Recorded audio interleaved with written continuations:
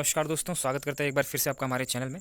और आज हम डिस्कस करेंगे, कई बार आपसे क्वेश्चन पूछता है इंडियन कॉन्स्टिट्यूशन में। जब आप देखोगे तो जितने शेड्यूल हैं उससे रिलेटेड क्वेश्चन पूछता है, ठीक है। और कौन सा शेड्यूल का सब्जेक्ट क्या है उससे भी क्वेश्चन पूछे जाते हैं। तो आज हम क्या करेंगे, टू द पॉइंट हम ये देखेंगे कि कौन सा शेड्यूल कौन सी प्रमुख बातें कौन सा सब्जेक्ट रखता है, उसके बारे में डिस्कशन करेंगे। सो फर्स्ट शेड्यूल का अगर सबसे पहले देखें तो list the state and the territory of India. तो इंडिया में जितने भी स्टेट हैं, ठीक है, और जितने भी टेरिटरीज़ हैं उनके बारे में जो भी चेंजेस होते हैं। जैसे आप जानते हो कि हाल ही में तेलंगाना बना, फिर इसके बाद आपका कुछ यूटी दादर और दमन दीव जो है, तो इनको मिक्स कर दिया गया। इसी तरीके से जम्मू कश्मीर को आपका टेरिटरी बना दिया गया है, यूनियन टेरिटरी बना दिया गया।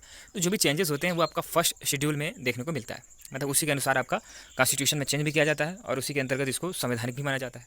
अब जो सेकंड शेड्यूल है वो आपका list of salaries of the official holding public office. President की बात करें, जज की बात करें, कंट्रोलर्स की बात करें and the auditor general of India. तो जितने भी आपके अलग अलग पदों पे, चाहे राष्ट्रपति हो, चाहे वो जज हो सकता है, वो आपका सुप्रीम कोर्ट का हो सकता है, ठीक है। तो उनका हो गया कंट्रोलर, ऑडिटर जनरल, इन सारे लोगों की जो सैलरी और जितने भी अलाउंसेस वगैरह मिलते हैं उसकी सारी व्याख्या आपका सेकंड शेड्यूल में देखने को मिलती है। बात अगर थर्ड शेड्यूल की जाए तो forms of oaths and the affirmation of the offices for the election official including जजेस। अब समझने वाली बात है कि ठीक जिन लोगों की सैलरी की बात सेकंड शेड्यूल में की जा रही थी, अब उन्हीं लोगों के शपथ कैसे लेंगे, ठीक है, या फिर उनकी क्या घोषणाएं होंगी शपथ लेते समय, क्या प्रोटोकॉल रहेगा, उन सभी चीज़ों के बारे में आपको थर्ड शेड्यूल में देखने को मिलता है। बात अगर फोर्थ शेड्यूल की आ जाए तो allocation of seats in the Rajya Sabha, the upper house of the parliament पर स्टेट और यूनियन टेरिटरी।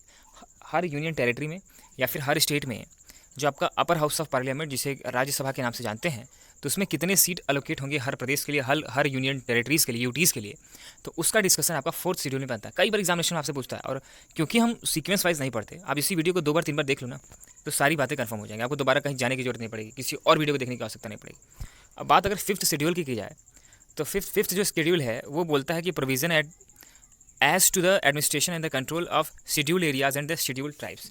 अगर SC ST की बात करें या फिर जिन एरियाज़ में, जिन जिलों में इनकी बहुलता पाई जाती है, उनके लिए प्रशासनिक तौर पे और उस प्रशासन और कंट्रोल जो है उसका प्रोविज़न आपका फिफ्थ शेड्यूल में मिलता है, ताकि उनका डेवलपमेंट कर सकें और वे विकास की मुख्य धारा से जुड़ सकें। तो ऐसा प्रोविज़न हमारे कॉन्स्टिट्यूशन में पहले से है।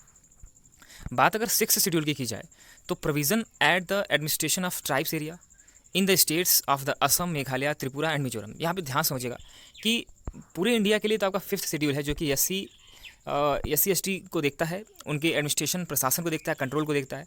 इसी तरीके से आपका कुछ पर्टिकुलर स्टेट्स के लिए, जैसे कि आपका असम हुआ, मेघालय हुआ, त्रिपुरा हुआ, मिजोरम हुआ, तो मतलब सिक्स्थ शेड्यूल में इन सभी को अलग से उनके जो ट्राइबल एरियाज़ हैं, ठीक है, कौन कौन से स्टेट्स हैं उसमें फिर से बता दे रहा हूँ, असम, मेघालय, त्रिपुरा, मिजोरम। तो इनको सिक्स्थ शेड्यूल के अंतर्गत एडमिनिस्ट्रेशन का प्रोविज़न दिया गया, ठीक है। तो ये रहा आपका सिक्स्थ शेड्यूल। अब बात अगर सेवन्थ शेड्यूल किया जाए, सो द यूनियन, चाहे वो सेंट्रल गवर्नमेंट हो या स्टेट गवर्नमेंट हो या फिर कंकरेंट लिस्ट हो, तो जो सेंट्रल गवर्नमेंट के पक्ष में जो लिस्ट होती है, मतलब जो भी सब्जेक्ट होते हैं, या फिर स्टेट गवर्नमेंट के जो सब्जेक्ट हैं, या फिर कंकरेंट लिस्ट में, समवर्ती सूची में जो भी विषय हैं, उनकी जो रिस्पॉन्सिबिलिटीज़ हैं उसकी डिटेल व्याख्या जो है वो आपका सेवन्थ शेड्यूल में। आपसे पूछ सकता है कि जो सूची बनाई गई है, ठीक है, राज्य सूची, केंद्र सूची या समवर्ती सूची, तो ये किस शेड्यूल के अंतर्गत, ठीक है, शेड्यूल के अंतर्गत संविधान में इसको प्रोवाइड किया गया है, प्रोविजन दिया गया है। तो आप बता सकते हो कि सेवन्थ शेड्यूल के अंतर्गत, ये भी इंपॉर्टेंट है। अब एट्थ शेड्यूल क्या बोलता है कि द लैंग्वेजेस, कहने का मतलब कि भाषा, भारत की राजभाषा क्या है, भारत में कितनी भाषाएं रजिस्टर्ड भाषाओं के तौर पे जानी जाती हैं, ठीक है। और इसी बेसिस पे डिबेट भी किया जा सकता है संसद में।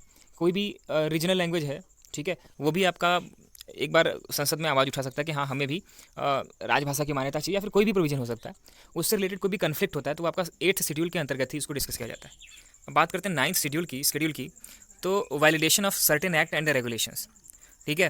तो कुछ एक्ट और रेगुलेशंस ऐसे होते हैं जिनको हम नाइन्थ शेड्यूल के अंतर्गत रखते हैं, उनको वैलिडेट करने के लिए, उनको मतलब कि न्याय संगत बनाने के लिए, तर्कसंगत बनाने की जो व्याख्या है वो आपका नाइन्थ शेड्यूल में देखने को मिलता है। अब टेंथ शेड्यूल की बात किया जाए तो एंटी डिफेक्शन, ठीक है, provision for the members of the parliament and the member of the state legislation. अब देखिए, आप जानते हो कि पहले क्या होता था, दल बदल एक लोग कर लेते थे, ठीक है, जैसे कि 4 सीट वहाँ से लेकर के किसी का काम पड़ रहा है, जैसे MP में आप देख लो, मैं ये नहीं कहूँगा दल बदल हुआ क्या हुआ, ठीक है, लेकिन वहाँ पे क्या हुआ कि मतलब इसी तरीके से, जैसे कि मतलब अगर नज़दीक का आंकड़ा रहे, जिसकी सरकार बनती है, अगर 2-4 सीट से ही ऊपर नीचे है, तो वो क्या करता है कि उनको गिराने का तरीका हो सकता है, तो उसको दल बदल कहा जाता है। तो ऐसा न हो, उसको रोकने के लिए आपका 10th शेड्यूल में प्रोविजन किया गया, तो उसको एंटी डिफेक्शन बोलते हैं। So provision for the members, चाहे वो पार्लियामेंट में हो, चाहे वो किसी स्टेट के मान लीजिए किसी राज्य में ऐसा हो रहा हो, ठीक है, जैसे मैंने MP का एग्जांपल लिया, तो यहाँ पे अभी फिलहाल ये नहीं कहा गया कि दल बदल हुआ, क्योंकि वहाँ पे ज्योतिरादित्य सिंधिया जो थे वो अपने आप वो पूरा मतलब कुछ लोगों को लेकर के आ गए, ठीक है। तो इसमें एक पर्टिकुलर नहीं था, अगर उसमें एक प्रोविज़न बना हुआ है, ठीक है, तो उसके अंतर्गत होता है। इसी तरीके से अटल जी 1990 के दशक में जब कई बार ऐसा देखने को मिला कि दल बदल इस तरह का कानून, तो ये सब चीज़ें देखते हुए इस कानून को बनाया गया था। अब बात करते हैं 11th शेड्यूल की। तो सो पंचायती राज जो है, रूरल लोकल गवर्नमेंट, ये प्रदान करने के लिए 11th शेड्यूल बनाया गया।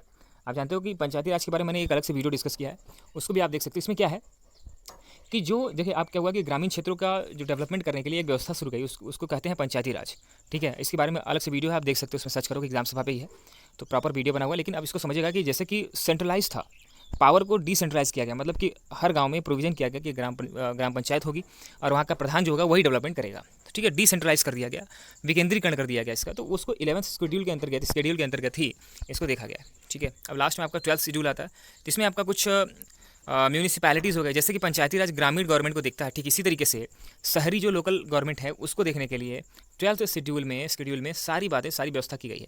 उससे रिलेटेड जो भी कानून है उसमें अगर कोई चेंजेस होते हैं तो उसको भी 12th शेड्यूल के अंतर्गत ही उसमें व्याख्या की जाती है। तो इस तरीके से आज हमने प्रॉपर वे में शेड्यूल को पूरी तरह से डिस्कस किया। इसी तरह के वीडियोस, इसी तरह के टॉपिक्स आप देखने के लिए हमारे चैनल एग्जाम सभा को विजिट कर सकते हो। धन्यवाद।